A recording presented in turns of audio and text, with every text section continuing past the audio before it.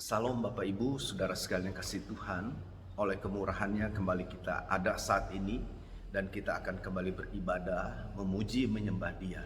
Siapkan hatimu dengan sungguh-sungguh, dan saya pastikan hari ini saudara akan mengalami hadirat Tuhan, mengalami berkat Tuhan yang luar biasa lewat ibadah kita hari ini.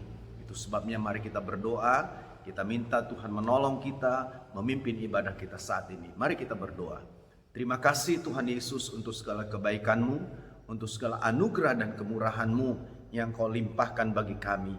Hari ini kami ada oleh karena Tuhan, hari ini kami ada oleh karena kemurahan-Mu. Kami mau memuji-Mu Tuhan, kami mau meninggikan-Mu. Urapan-Mu turun atas kami, Engkau bawa kami masuk dalam hadirat-Mu, sehingga saat ini Tuhan, kami boleh merasakan Tuhan, dan Tuhan Kau boleh disenangkan lewat pujian penyembahan kami. Terima kasih Bapa. Di dalam nama Yesus, haleluya, haleluya, amin, amin. Saudara, mari angkat pujian ini. Kita tahu kita akan rasakan tenang ketika kita ada dalam hadiratnya. Ketika kita dekat dengan Dia, itulah yang membuat hidup kita tenang. Haleluya, Yesus.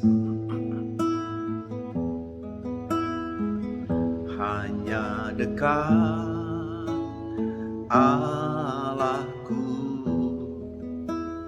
rasa tenang hatiku, Kau sertai jalanku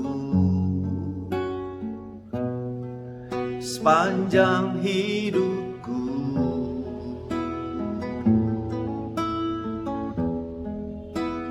Hanya dekat padamu ada kekuatan baru. Kaulah perlindunganku, keselamatanku.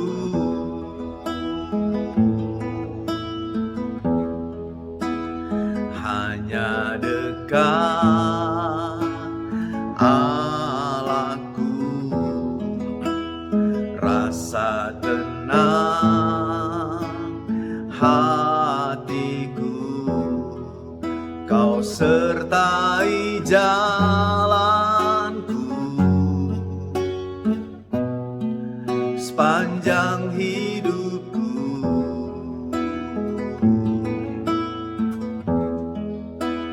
Hanya dekat padamu ada kekuatan baru. Kaulah perlindunganku, keselamatanku.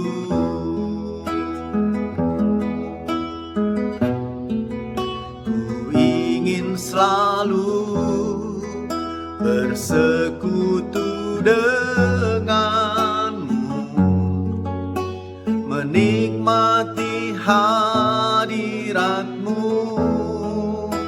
Biarkan roh-Mu tinggal dalam hidupku. Sungguh indah bersamamu. Ku ingin selalu bersekutu denganmu, menikmati hadiratmu. Biarkan roh-Mu tinggal dalam hidupku. Sungguh indah bersamamu selamanya.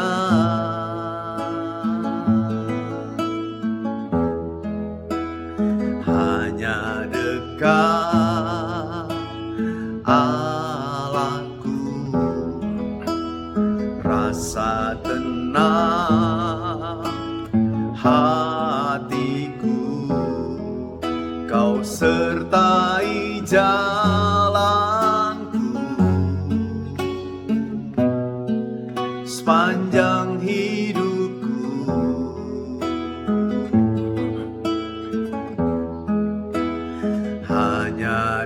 dekat padamu, ada kekuatan baru. Kaulah perlindunganku, keselamatanku.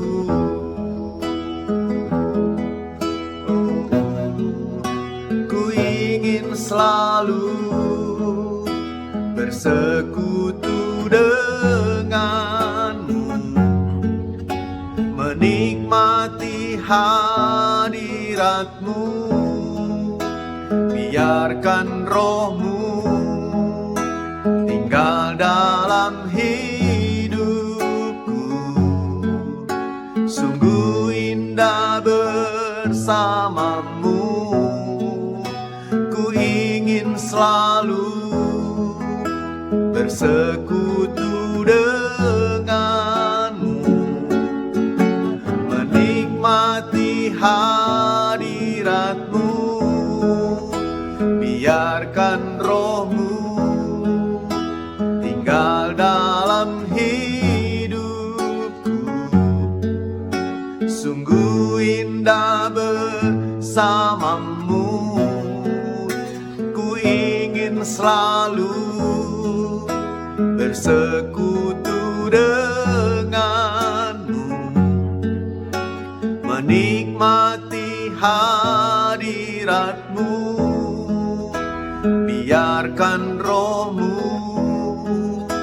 tinggal dalam hidupku.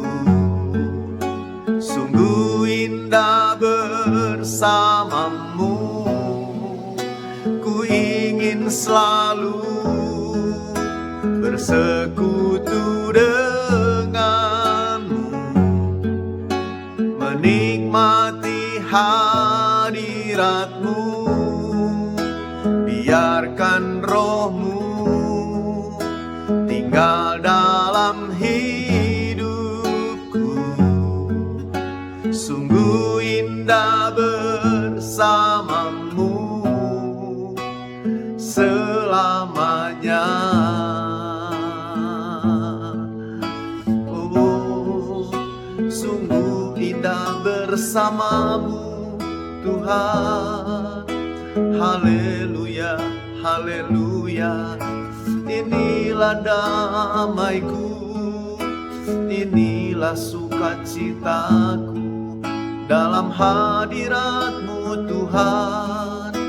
Haleluya, haleluya, haleluya, haleluya, haleluya, haleluya. Kami tinggikan Tuhan, kami sembah. Haleluya, haleluya, haleluya. Yesus, Engkau ditinggikan Tuhan. Yesus, kami datang menyembah-Mu. Haleluya, haleluya, haleluya, haleluya, haleluya, haleluya, haleluya, haleluya.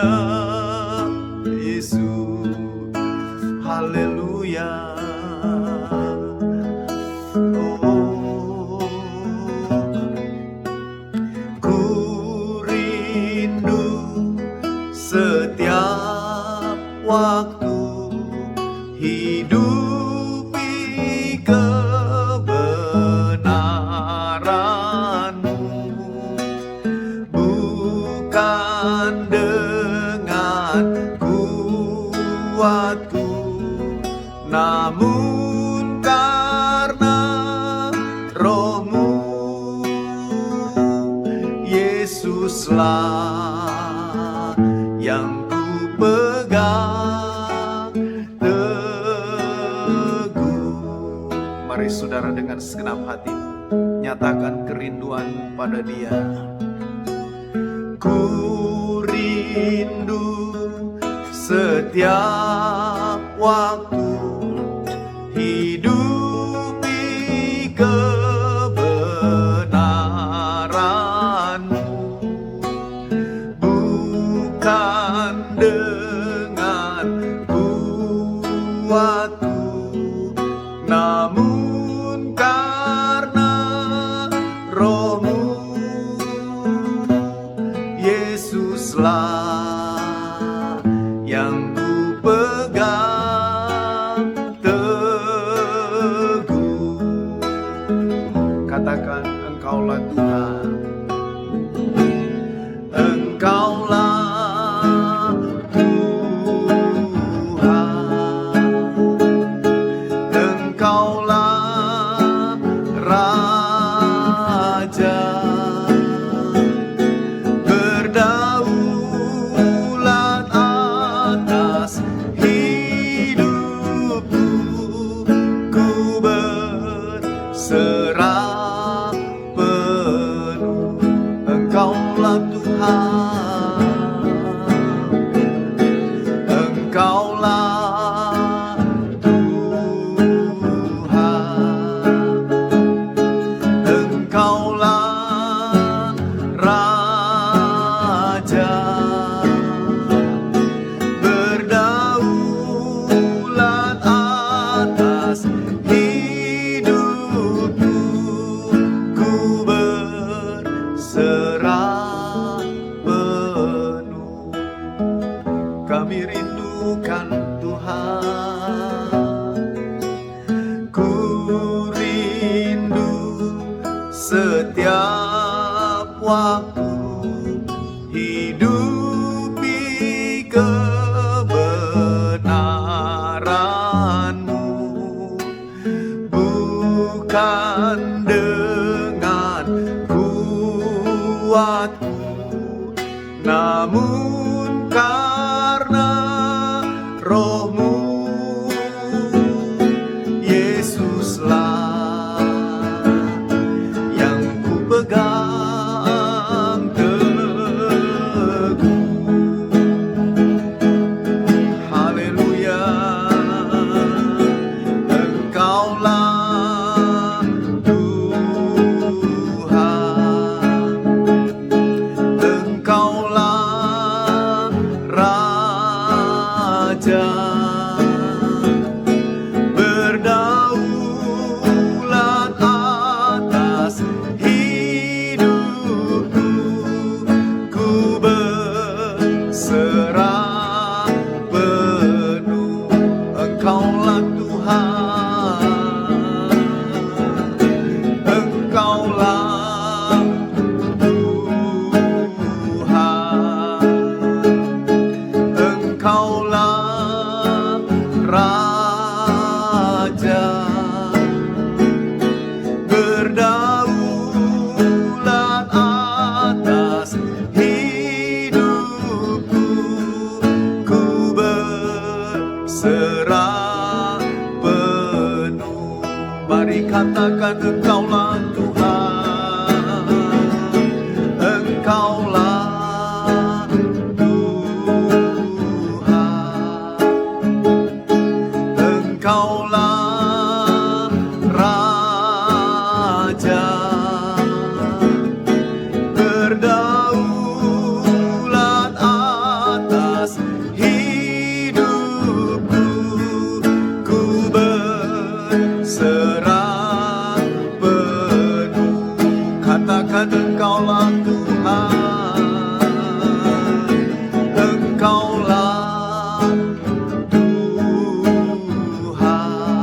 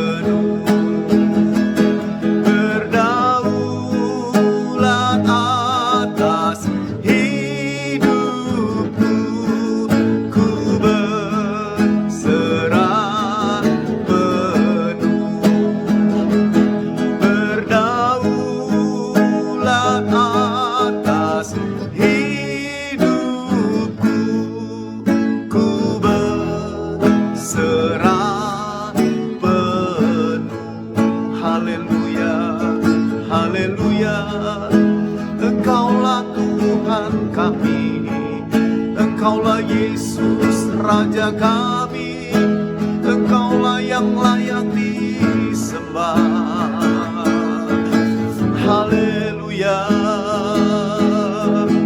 haleluya, haleluya, haleluya, haleluya,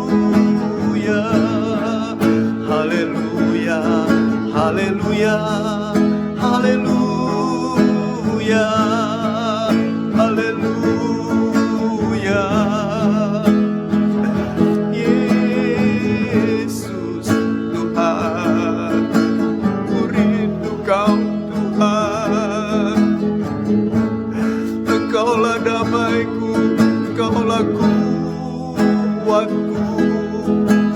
Haleluya, haleluya, haleluya, haleluya. Yesus, haleluya, haleluya.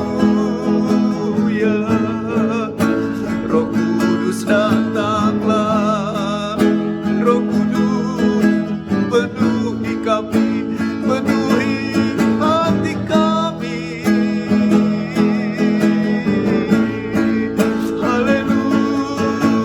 Haleluya, haleluya, haleluya, haleluya, haleluya, haleluya. Yesus, oh, haleluya, haleluya. Jesus, haleluya, haleluya, haleluya.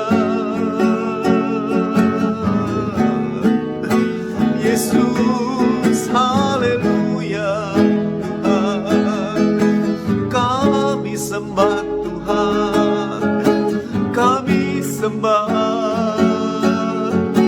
Haleluya, haleluya, haleluya.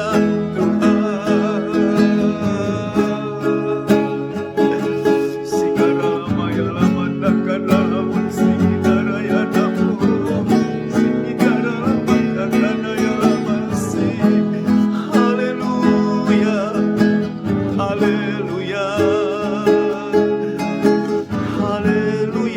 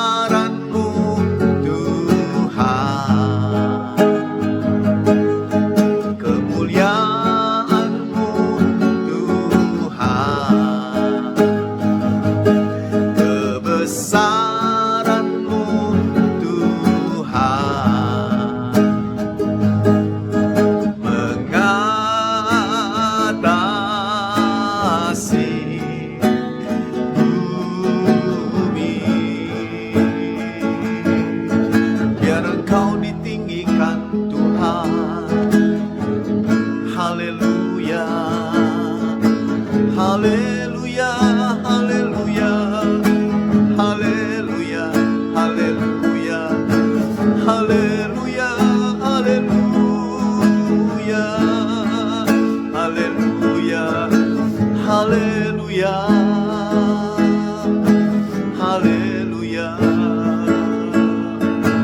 haleluya, haleluya, haleluya, haleluya, haleluya, haleluya. Jesus, terima kasih. Yesus, terima kasih. Terima kasih Tuhan. Haleluya, haleluya, haleluya, haleluya, haleluya. Yesus, haleluya.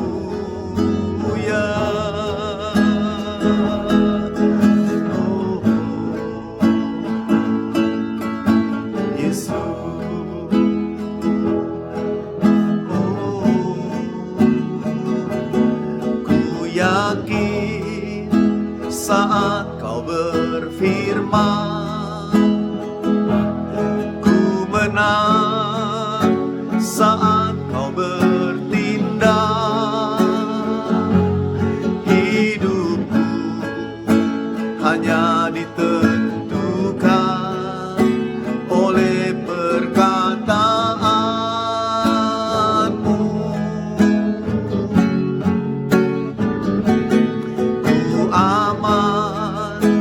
Karena kau menjaga,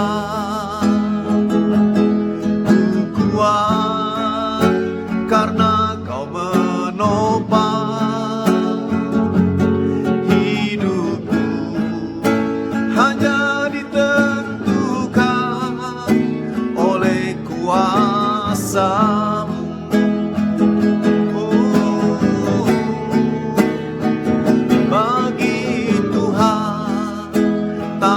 Ada yang mustahil bagi Tuhan, tak ada yang tak mungkin. Mujizatnya disediakan bagiku, ku diangkat dan dipulihkannya. Tak ada yang mustahil bagi Tuhan, tak ada yang tak mungkin. Mujizatnya disediakan bagiku, ku diangkat dan dipulihkannya. Ku diangkat dan dipulihkannya.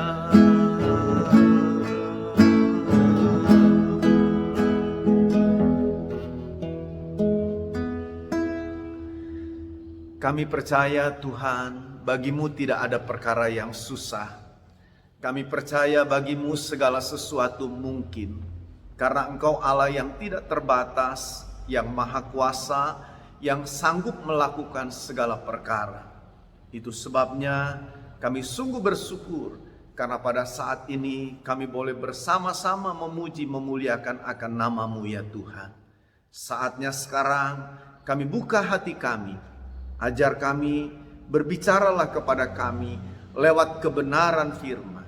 Biarlah kami boleh semakin yakin, semakin teguh bahwa Engkau benar-benar Allah kami yang hidup, yang berkuasa, yang sanggup melakukan segala perkara yang bagi kami itu mustahil, tapi bagimu tidak akan pernah mustahil.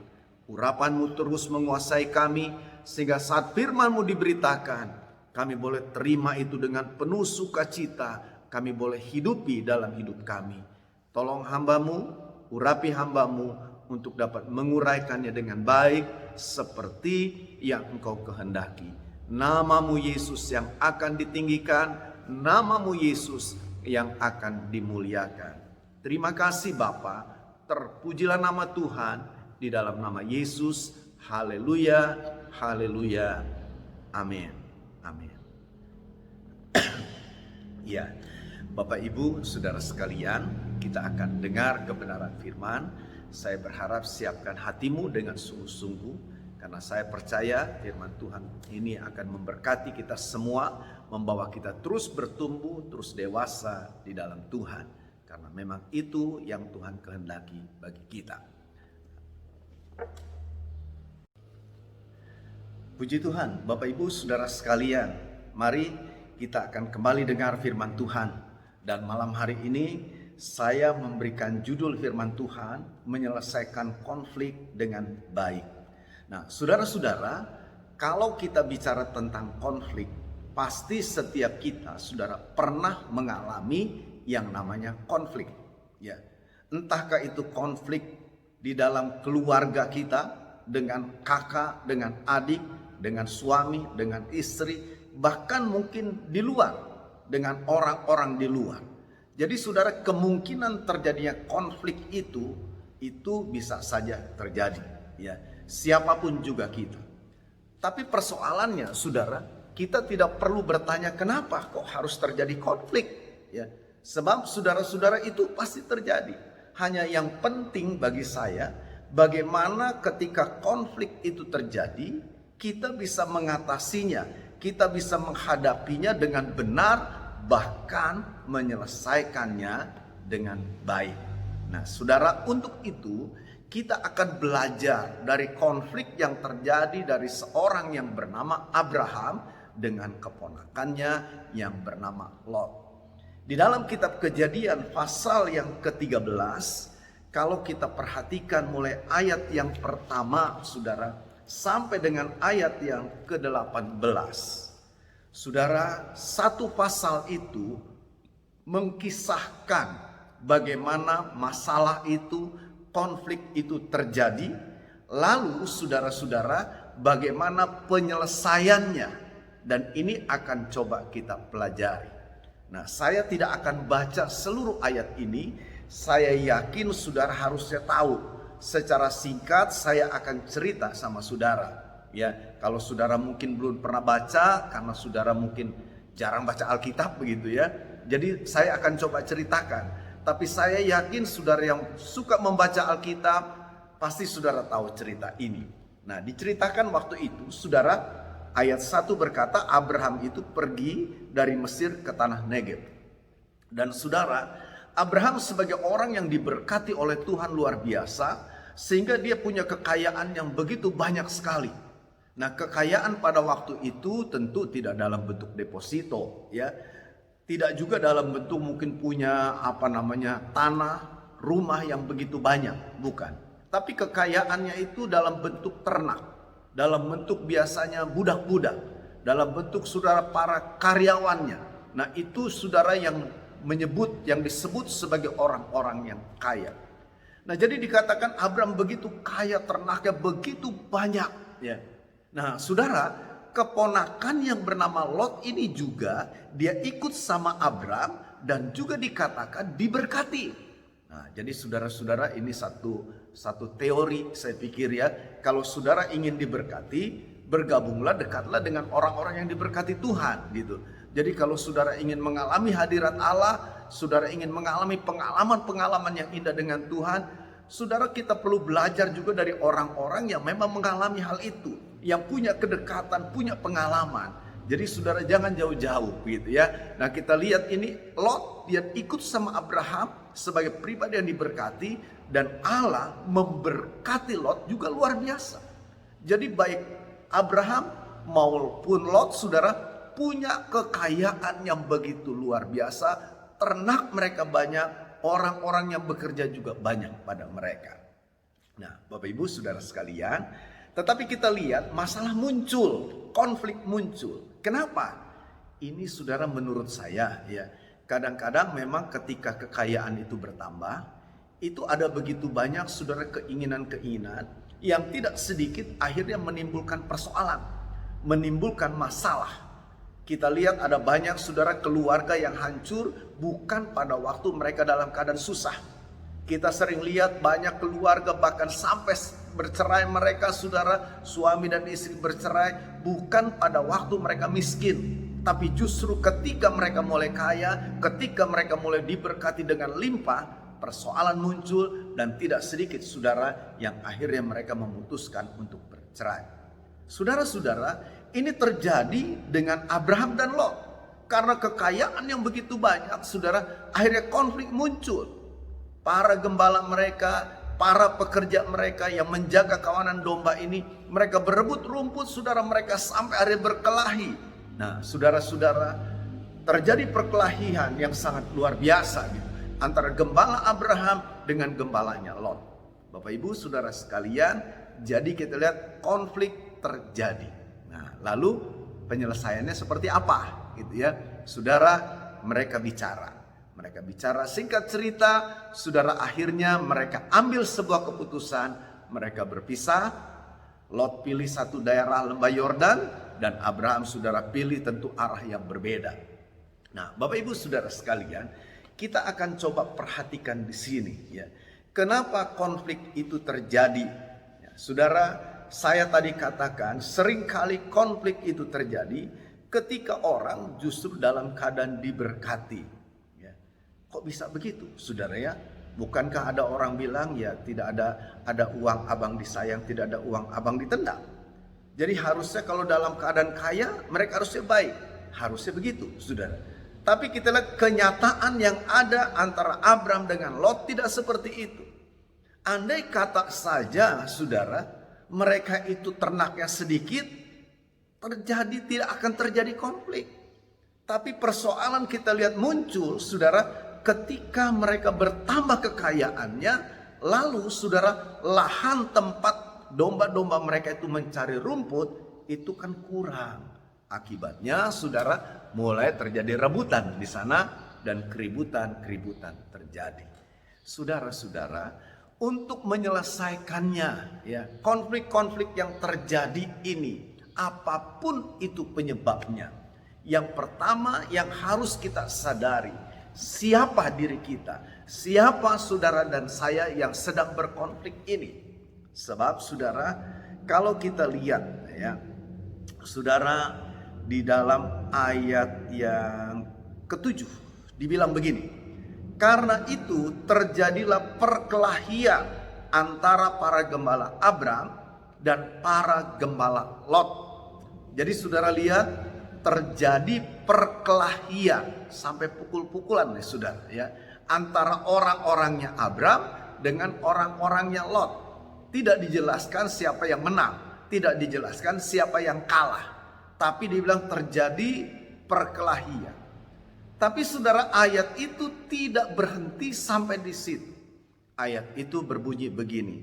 Waktu itu orang Kanaan dan orang Feris diam di negeri itu. Saya membaca ayat ini, saudara, ini menunjukkan kita ini dalam menyelesaikan konflik, dalam menghadapi konflik dan bagaimana kita mengatasinya. Coba kita sadari dulu diri kita nih saudara. Siapa kita ini? Kenapa kita harus sadari? Sebab saudara, di sekitar kita ini ada mata yang melihat, ada telinga yang mendengar. Jadi dengan kata lain saudara, ketika konflik itu terus berkelanjutan, ketika konflik itu bahkan semakin besar saudara, dan bahkan sampai katakan terjadi keributan besar itu, saudara tahu, kita ini kehilangan kesaksian hidup. Abraham adalah orang yang dipilih oleh Tuhan untuk menjadi terang, menjadi berkat bagi bangsa-bangsa. Saudara bayangkan, bagaimana dia bisa menyaksikan tentang Tuhan, bagaimana dia bisa bercerita tentang Tuhan kepada bangsa-bangsa, bagaimana dia bisa bicara tentang Tuhan kepada bangsa-bangsa, kalau di dalamnya sendiri penuh dengan konflik. Itu sebabnya kalimat dalam ayat terakhir ini, bagian terakhir dalam ayat 7, memberikan sebuah perhatian. Saudara-saudara, kalau konflik mereka terus berkelanjutan dan tidak ada jalan penyelesaian, tidak menutup kemungkinan mereka itu justru akan diserang, saudara, oleh orang-orang Feris dibilang di sini, oleh juga orang-orang Kanaan itu. Harta benda mereka bisa diambil. Mereka barangkali saudara bisa dikalahkan karena terjadinya kelemahan di sana. Nah, jadi saudara, hal yang pertama yang harus kita sadari, saya ini anak Tuhan. Saya ini orang percaya. Saya ini adalah murid Yesus, anak-anak Tuhan Yesus. Kenapa harus terjadi konflik dan tidak bisa diselesaikan? Kenapa konflik itu harus menjadi terus besar? Bukankah kalau konflik itu terus besar, maka kesaksian hidup kita sebagai anak-anak Tuhan itu saudara akan tidak ada artinya. Bahkan kita akan menjadi mempermalukan Tuhan. Kita benar-benar akan mempermalukan Tuhan, saudara, kalau itu tidak kita sadari. Nah, itu sebabnya Rasul Paulus dia pernah bilang begini, kalau itu semua bergantung kepadamu, sedapat-dapatnya dia bilang, hiduplah berdamai dengan semua orang. Saudara-saudara, jadi dia bilang kalau memang itu bergantung kepada saya, bergantung kepada kita, saudara, mari kita upayakan sedemikian rupa supaya hidup ini damai dengan semua orang. Dengan demikian, saudara, kesaksian hidup kita ini akan terus memancar. Kristus akan semakin nampak, Kristus akan semakin jelas dalam hidup kita, dan orang-orang akan melihat itu. Saudara tahu di bagian lain Paulus bilang begini, jangan sampai iblis itu mendapatkan keuntungan. Saudara tahu kepada siapa Paulus katakan kalimat ini? Disampaikan kepada jemaat di Korintus. Kenapa ini disampaikan kepada di jemaat di Korintus? Karena saudara kita tahu, kalau saudara baca kitab 1 Korintus, 2 Korintus, saudara akan lihat di dalamnya itu penuh dengan konflik. Terjadi antara blok-blokan, blok Apolos, blok Paulus, bloknya Kefas. Dan mereka bersaing dengan tidak sehat. Mereka bersaing bahkan mungkin saling menjatuhkan. Jadi ada keributan-keributan, ada konflik-konflik yang terjadi di dalam jemaat itu. Dan Paulus bilang begini, hati-hati kalian. Kalian akan mengalami kerugian. Justru konflik kalian itu akan mendatangkan keuntungan bagi iblis. Iblis akan mencuri, mengambil damai sejahtera kita. Iblis akan mengambil mungkin saudara sukacita kita. Bahkan tidak sedikit kita akhirnya bisa hancur saudara karena konflik itu. Jadi mari kembali saya mau tegaskan. Ingat, ketika konflik itu terjadi, saudara-saudara sadar siapa kita. Jadi sedapat-dapatnya Paulus bilang mari kita hidup damai dengan semua orang. Nah, saudara-saudara, lalu apa yang terjadi? Ya, setelah itu terjadi, Abraham sadar nih saudara, sepertinya ini kan ada orang-orang di sekitar sini. Bisa-bisa saya akan dirampok karena saya ribut, gembala saya dengan gembalanya Lot itu berantem. Akibatnya kita jadi tidak sehati, tidak kompak lagi. Karena tidak kompak pasti jadi lemah. Ya, bisa jadi bangsa-bangsa ini akan mencuri. Jadi saudara ingat, ketika kesehatian, ketika kesatuan, baik dalam keluarga, dalam gereja, dalam masyarakat, dalam bangsa, ketika kesatuan itu mulai terkoyak, saudara, maka dengan mudah kita lihat musuh pasti akan menyerang kita, mengambil apa yang ada pada kita ini. Jadi hati-hati akan hal itu, saudara. Nah, Abraham menyadari ini. Apa yang dia lakukan? Kalau kita baca, nih, saudara lihat ayat yang ke-8, dibilang begini, maka berkatalah Abram kepada Lot. Berkatalah Abram kepada Lot. Saudara, ini satu langkah yang diambil. Satu keputusan yang diambil oleh Abram untuk menyelesaikan konflik itu. Bagaimana caranya? Dia panggil ponakannya, si Lot ini. Dipanggil, lalu coba diajak bicara, ya. Coba mereka diskusi, coba mereka ngobrol, mereka bicarakan persoalan mereka ini. Apa sih sebetulnya menjadi masalah itu? Nah, saudara-saudara, ini sebuah langkah yang perlu mendapat perhatian dari kita. Dan kalau saudara perhatikan, bagaimana ketika mereka bertemu, saudara-saudara, dibilang begini, janganlah kiranya ada perkelahian antara aku dan engkau, antara para gembalaku dan para gembalamu. Sebab kita ini kerabat.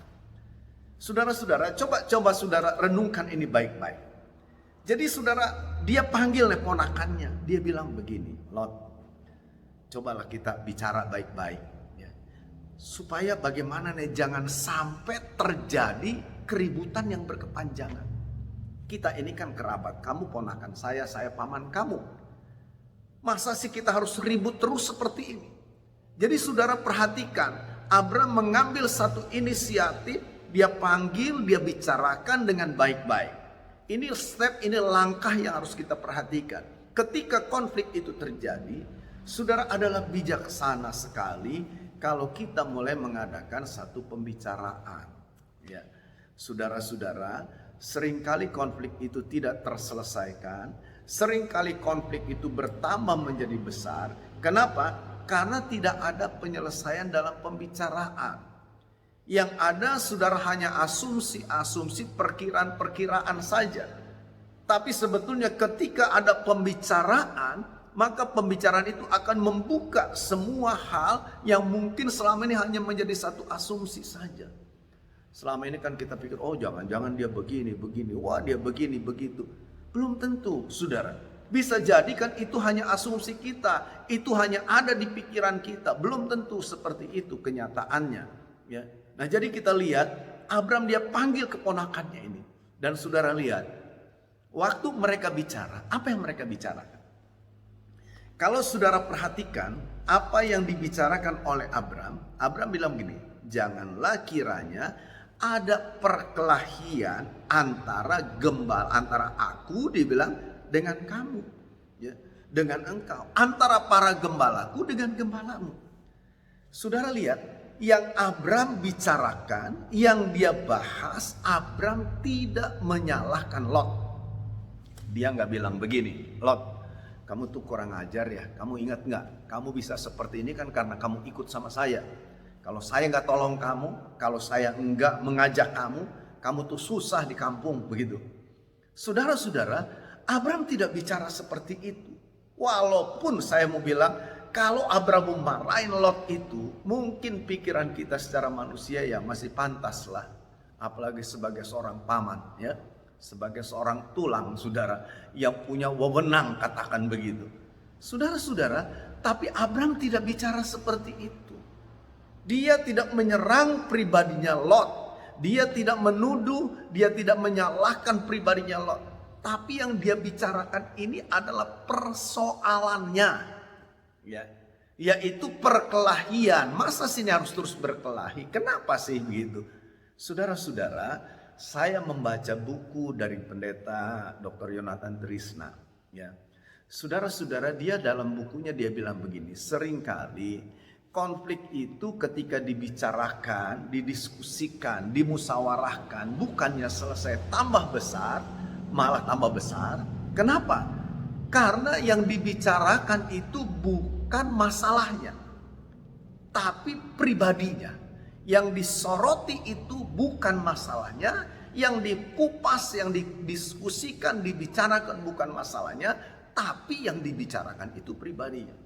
Seperti saya bilang tadi, bayangkan kalau andai kata nih, Abram bilang ini, Lot, kamu tuh kurang ajar ya. Masa sih kamu begitu, kamu ada itu, kamu bisa punya harta seperti itu kan karena saya. Coba kalau dulu kamu gak saya ajak, pasti kamu miskin di kampung sana. Saudara-saudara, andai kata itu yang disampaikan oleh Abram, saya yakin itu tidak selesai. Bisa jadi saudara Lot juga akan berontak, dia akan melawan. Ya. Saudara-saudara, dan ini yang banyak terjadi seperti itu. Biasanya dalam konseling pernikahan, saya selalu bicara dengan calon mempelai ini bilang begini. Salah satu penyelesaian masalah itu, mari kita belajar untuk mengupas, fokus kepada masalah. Jangan pernah menyoroti, menyalahkan pribadi, tapi coba fokus kepada masalah itu. Contoh, saudara, kalau rumah tangga, katakanlah suami bekerja tapi pendapatannya kurang, tidak memenuhi untuk mencukupi hidupnya. Lalu apa yang harus dilakukan? Saudara, kalau istri hanya ngomel lalu berkata, aduh saya punya suami bodoh banget, kerja juga cuma nggak bisa dapat uang, kerja gajinya cuma sedikit, ya kerja juga dari pagi sampai malam tapi cuma begini-begini saja. Kalau itu yang dikatakan oleh istri, saudara, nanti suami juga bisa bilang, kamu juga dasar istri yang bodoh yang tidak bisa ngatur uang. Ya. Masa sih uang segini habis terus, baru tanggal sekian habis. Jadi saudara lihat, ketika kita menghadapi konflik dan masalah yang diserang itu adalah pribadinya, saudara-saudara, itu tidak akan pernah selesai. Jadi mari coba belajar untuk kita fokus kepada persoalan. Apa yang jadi persoalan? Oh, yang jadi persoalan itu uang kita kurang. Saya bekerja, gaji saya hanya sekian, berarti kurang. Bagaimana kita mengatasi kekurangannya ini? Nah, itu kan saudara tidak menyalahkan. Mungkin terjadi diskusi lebih panjang. Oh, kalau begitu, bagaimana mumpung kita belum dikasih keturunan oleh Tuhan, bagaimana kalau istri kita juga, mama juga bekerja, mama begitu, sehingga bisa cukup, atau lakukan usaha ini atau itu. Saudara-saudara, jadi yang didiskusikan itu adalah masalahnya, persoalannya, bukan menyerang pribadinya. Nah, saudara, ini memang kita perlu belajar. Kadangkala di tengah-tengah emosi yang sedang meluap, saudara, yang kita serang itu kan pribadinya, ya. Dan ini yang seringkali membawa kehancuran, ya. Tapi kita contoh Abraham tidak melakukan hal seperti itu. Yang dia bicarakan tentang masalahnya. Nah, oke. Lalu lebih lanjut, saudara, setelah itu ayat yang ke-9. Dia bilang begini, bukankah seluruh negeri ini terbuka untuk engkau? Saudara lihat, ini satu pemikiran yang sangat luar biasa. Diperlukan adanya kebesaran hati, saudara, untuk bisa menyelesaikan masalah. Jadi dibutuhkan satu hati yang besar, hati yang mau menerima, hati yang punya pandangan yang jauh besar, saudara. Abraham berkata kepada Lot, di sini saudara tidak dibicarakan Lot ngomong, ya. Tapi kalau saudara perhatikan Abraham bicara gini, Lot, lihat seluruh negeri ini kan begitu terbuka besar, ya. Jadi lihat saudara, Abraham coba menunjuk ada satu solusi. Dan kita lihat inilah kebesaran hati. Dan orang yang hatinya besar, saudara, pasti di dalamnya akan ada pengampunan. Orang yang hatinya besar, saudara, pasti di dalamnya tidak ada keegoisan.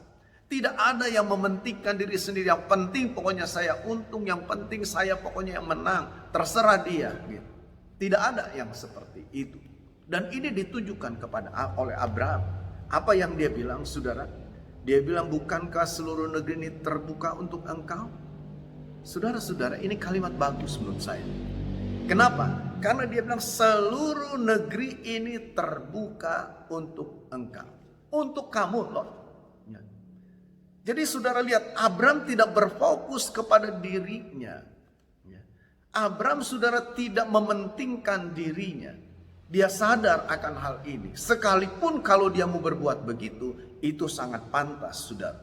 Tapi dia tidak lakukan itu. Dia bilang, Lot, coba kamu lihat. Ini negeri ini begitu luas sekali dan terbuka untuk kamu. Ya. Lalu baru dia bilang begini, kalau begitu oke.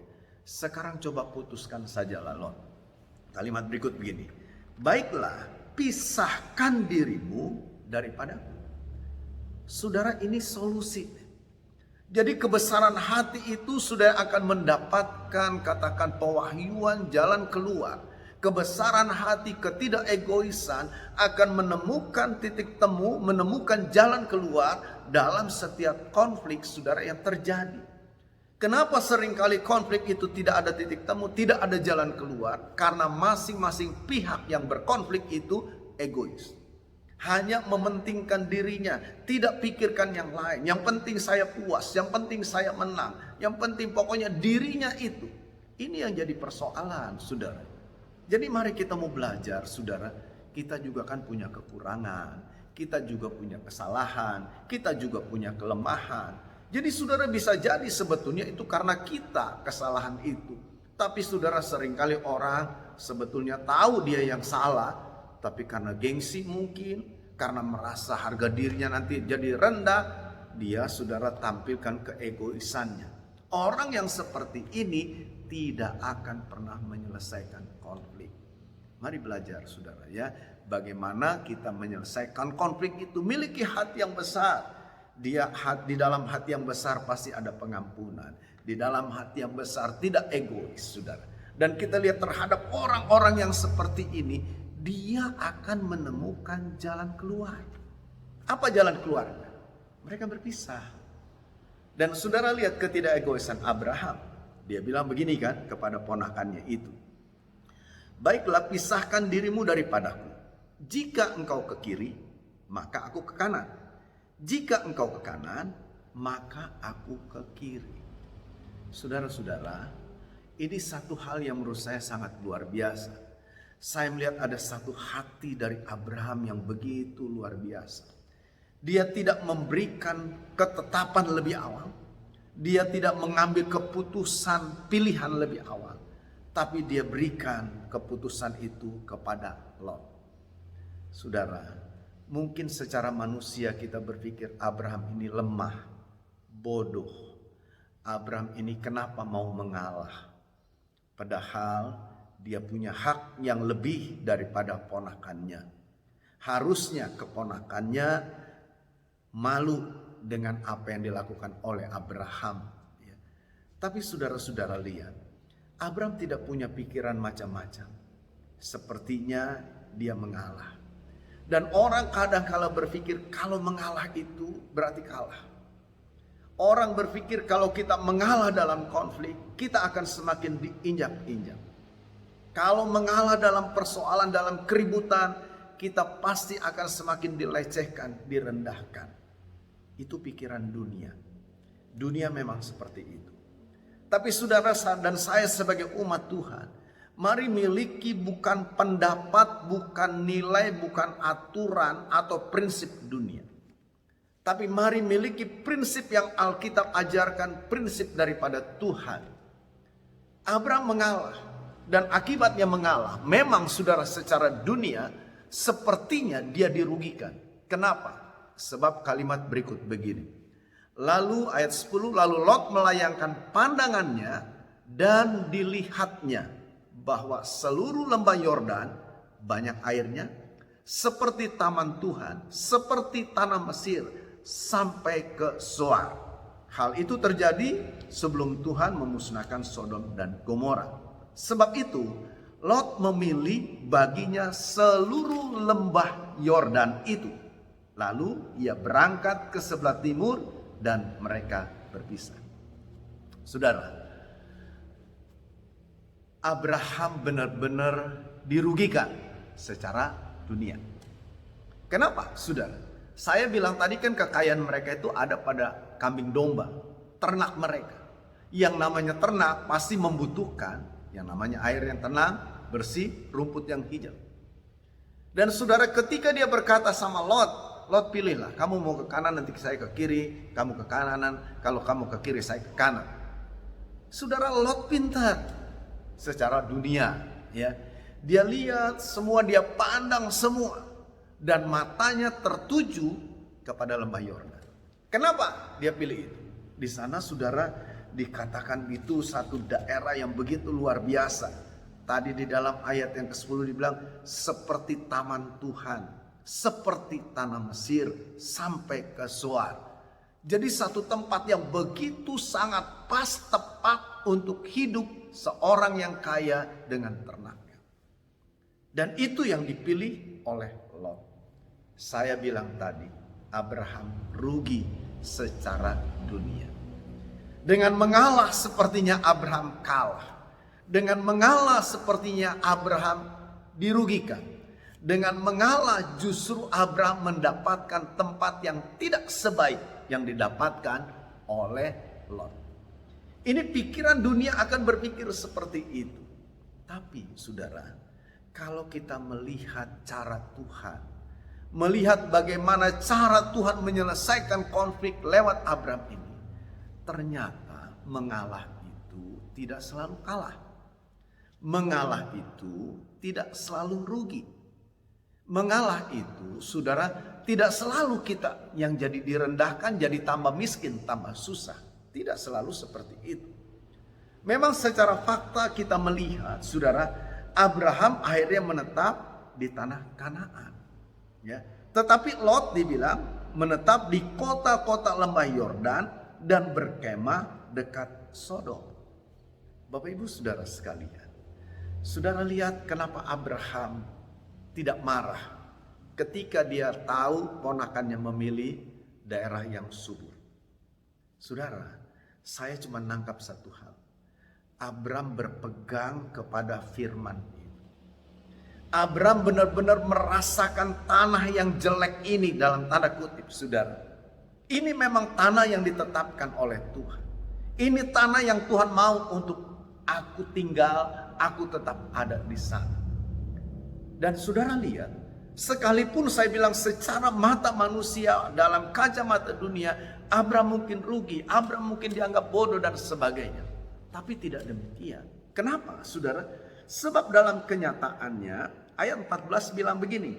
Setelah Lot berpisah dari Abraham, berfirmanlah Tuhan kepada Abraham. Saudara perhatikan ya, dibilang, pandanglah sekelilingmu dan lihatlah dari tempat engkau berdiri ini ke timur, ke barat, ke utara, ke selatan. Sebab seluruh negeri yang kau lihat itu akan kuberikan kepadamu dan kepada keturunanmu untuk selama-lamanya. Saudara-saudara, coba saudara tangkap gini. Tuhan bilang setelah Lot pergi, Tuhan menampakkan diri. Jadi kadangkala saudara, Tuhan itu tertahan, katakan untuk bicara, berkat Tuhan itu tertahan karena ada konflik itu. Nah sekarang konflik sudah selesai kan, Lot sudah pergi, sudah. Dan Abraham seperti saya bilang tadi seperti dirugikan. Tapi apa benar dirugikan? Tuhan ngomong gini sama dia, Abraham, sekarang dari tempat kamu berdiri, coba kamu lihat ke utara, ke selatan, ke timur, ke barat. Sejauh matamu memandang itu. Saudara-saudara, dia lihat barangkali ke barat, dia lihat mungkin ke timur, dia lihat ke utara, dia lihat ke selatan, dia berputar, dia lihat semua negeri itu. Pertanyaan saya begini, kira-kira daerah yang dipilih oleh Lot termasuk tempat yang dilihat atau tidak oleh Abraham? Menurut saya pasti tempat yang dilihat juga kan oleh Abraham. Saudara-saudara, jadi Abraham juga melihat itu lembah Yordan yang begitu subur, yang begitu indah, yang sudah dipilih oleh Lot itu. Tapi Tuhan bilang begini, semua yang kamu lihat itu akan menjadi milikmu, akan menjadi milik keturunan. Saudara, Lot hanya mendapatkan wilayah yang kecil, tapi Abraham mendapatkan wilayah yang besar, bahkan termasuk apa yang dipilih oleh Lot itu. Jadi apakah Abraham kalah karena dia mengalah? Apakah Abraham jadi rugi karena dia mengalah? Ternyata tidak, saudara. Mengalah tidak selalu kita rugi kan? Saudara, mungkin ada saatnya kita menunjukkan kebenaran dengan kata-kata kita. Bukan berarti kita tidak mengalah. Tapi sikap mengalah itu biarlah dilakukan karena kita sadar diri kita anak Tuhan. Karena kita sadar, saudara, damai sejahtera Tuhan itu menghendaki supaya kita hidup berdamai. Dan saudara-saudara, prinsip Tuhan berkata, ketika kita mengalah dalam kebenaran itu, kita tidak akan pernah rugi. Kita tidak akan pernah direndahkan. Kita tidak akan pernah menjadi hancur. Saya ingat saudara cerita tentang hikmat dari Salomo. Salomo kan benar-benar raja yang dapat hikmat luar biasa dari Tuhan. Tidak ada satu perkara yang tidak bisa dia pecahkan. Satu hari dibilang, saudara, ada 2 orang ibu datang menghadap kepada Salomo. Kenapa 2 orang ibu ini datang? Saudara, karena rupanya mereka ini melahirkan anak pada waktu yang sama, bersamaan begitu, saudara. Nah, malam-malam saudara mereka tidur, rupanya karena mereka saking sayangnya kepada anaknya, entah bagaimana anak yang satu ini, si ibu yang satu dengan anak ini mungkin tertindih entah bagaimana sampai mati, begitu saudara. Lalu saudara, waktu dia lihat, waduh, anaknya mati. Dan saudara-saudara, si ibu ini begitu licik. Dia angkat anaknya yang mati, dengan pelan-pelan dia tukar dengan anak dari ibu temannya ini yang hidup. Jadi waktu pagi saudara, kaget mereka, terutama si ibu ini yang lihat anaknya kok mati begitu. Dia perhatikan, dia lihat anaknya, ini sepertinya bukan anak saya. Dia lihat anak yang di sebelah yang sekarang dipegang oleh ibu itu anak saya. Akhirnya mereka ribut, mereka konflik, saudara. Mereka berkata, anakmu yang mati, anakku yang hidup. Jadi terjadi konflik. Saudara-saudara, tidak ada titik temu. Dan kita lihat, saudara, mereka datang sama Salomo. Salomo cuma bilang begini, oke. Dia panggil pegawainya, dia bilang, bawa sini itu pedang. Dibawakan pedang. Lalu saudara-saudara, Salomo bilang begini, baik, kalau memang masing-masing mengklaim, mengatakan ini anak saya yang hidup, anak kamu yang mati, begini saja.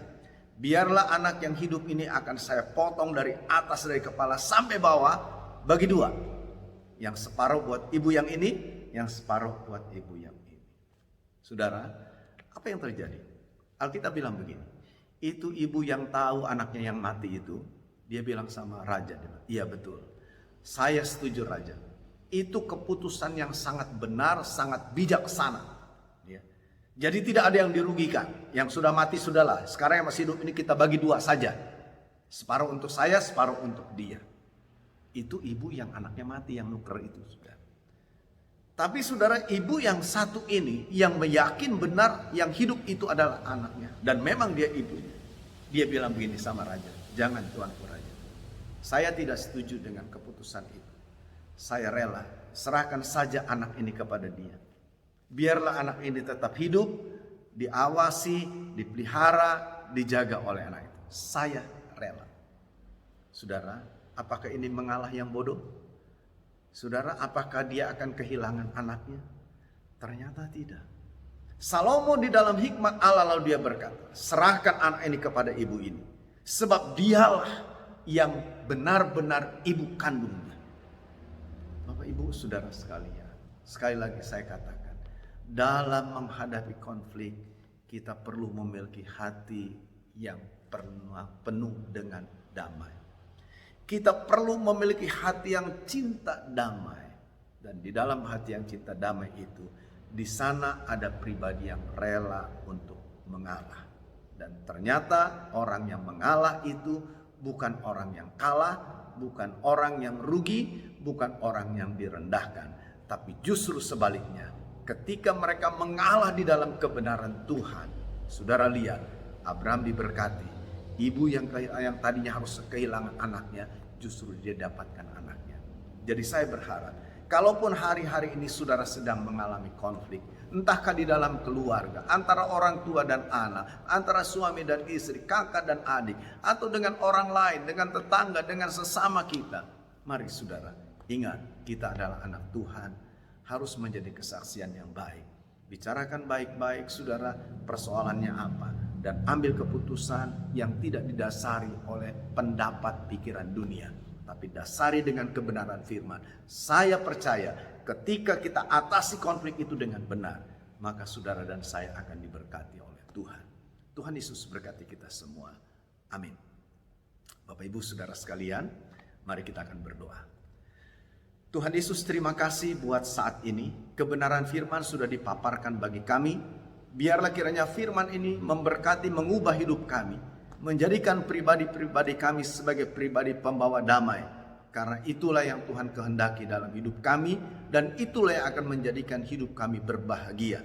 Terima kasih Bapa, berkat-Mu kiranya turun atas seluruh umat-Mu, pribadi lepas pribadi, keluarga demi keluarga yang sudah mengikuti ibadah Eva pada malam ini. Biarlah kiranya damai sejahtera, berkat-berkat Allah limpah atas mereka. Sukacita, kekuatan, kesehatan Tuhan berikan bagi mereka. Keluarga mereka diberkati, suami diberkati, istri diberkati, anak-anak diberkati, orang tua diberkati. Pekerjaan, usaha mereka diberkati Tuhan. Sekolah anak-anak mereka diberkati oleh Tuhan menjadi anak-anak yang baik, anak-anak yang berhasil dan hidup takut akan Tuhan. Terima kasih Bapa. Kalau ada di antara umat-Mu yang hari ini mungkin mereka sedang sakit, jamah mereka Tuhan, sembuhkan mereka. Apapun penyakit mereka, biarlah kuasa darah-Mu menjamah dalam nama Yesus, menyembuhkan, mengangkat sakit penyakitnya. Terima kasih Bapa, terima kasih.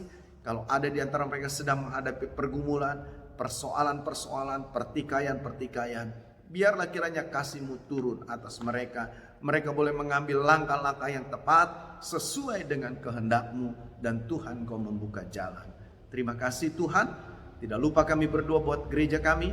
Kami percaya gereja ini ada karena Tuhan. Tuhan punya rencana, nyatakan rencana-Mu atas gereja ini, sehingga gereja ini boleh hadir dan menjadi berkat, berjalan sesuai dengan kehendak-Mu, dengan rencana yang Tuhan tetapkan. Berikan kesehatan kepada kami hamba-hamba-Mu, pelayan-pelayan-Mu, bahkan seluruh sidang jemaat. Biarlah kami boleh terus berjalan di dalam kebenaran Tuhan, di dalam rencana Tuhan. Terima kasih Bapa. Tidak lupa kami berdoa buat Kota Kuningan, buat bangsa Indonesia di tengah-tengah pandemi COVID-19 ini. Pertolongan Tuhan kiranya nyata, khususnya buat Kota Kuningan yang sekarang berada di zona merah. Kami berdoa dalam nama Yesus, Tuhan tolong jagai kota ini. Biar lewat peristiwa ini kami boleh melihat kemuliaan Tuhan, kasih Tuhan dinyatakan atas kota ini. Khususnya saudara-saudara kami masyarakat yang terkena COVID ini Tuhan. Kami berdoa, kami serahkan mereka dalam tangan-Mu. Tuhan sembuhkan mereka, beri kekuatan. Tunjukkan kasih-Mu kepada mereka Tuhan. Biarlah anugerah-Mu limpah, mereka boleh pulih kembali. Pemimpin-pemimpin di kabupaten ini, hikmat penyertaan Tuhan ada atas mereka untuk dapat mengambil keputusan langkah-langkah yang tepat. Demikian juga dengan bangsa dan negara ini. Kami serahkan dalam tangan-Mu di tengah-tengah situasi yang sepertinya tidak menentu ini, situasi yang sulit ini. Biarlah kasih kuasa Tuhan tetap menjaga, melindungi bangsa ini Tuhan. Karena kami tahu Engkau mencintai bangsa ini. Tuhan tolong Pak Presiden, Wakil Presiden, dengan seluruh menteri, bahkan seluruh pejabat yang ada dari tingkat pusat sampai ke daerah.